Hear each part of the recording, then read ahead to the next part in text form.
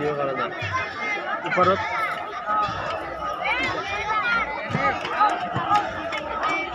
Lining করে দাও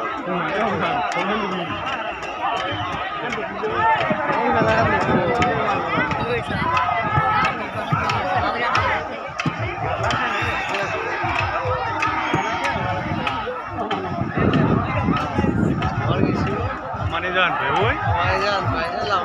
Lama illegal sih no.